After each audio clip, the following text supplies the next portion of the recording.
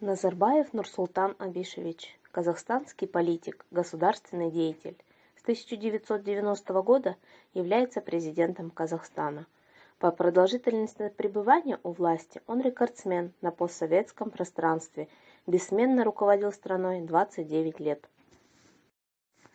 Нурсултан появился на свет в селе Челмаган Алматинской области Казахской ССР 6 июля 1940 года. Детские годы Нурсултана пришлись на тяжелое военное и послевоенное время.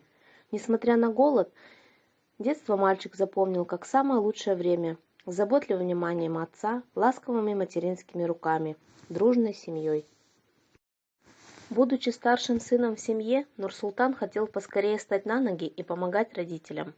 Уже летом 1960 года он плавил первый казахстанский чугун на Карагандинском металлургическом заводе. Здесь прошел путь от чугунщика разливочных машин до горнового доменной печи.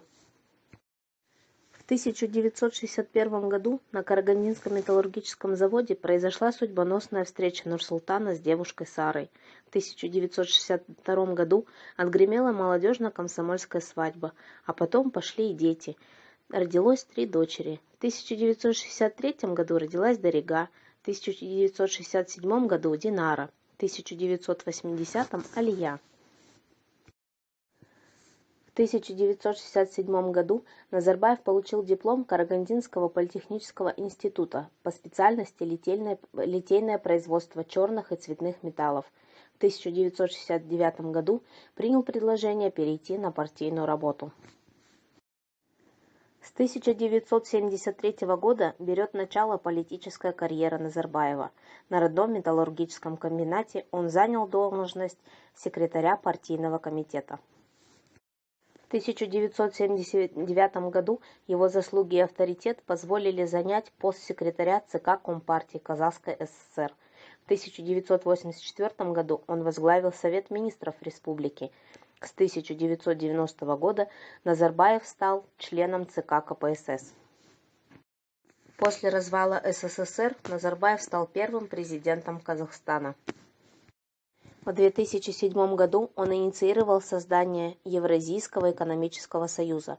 В результате подписания соглашения важнейшими экономическими партнерами Казахстана стали Россия, Белоруссия, Армения и Кыргызстан. С юношеских времен увлечения президента Казахстана не сильно изменились. Он по-прежнему больше всего любит литературу, но теперь Нурсултан Абишевич не только читает, но и пишет.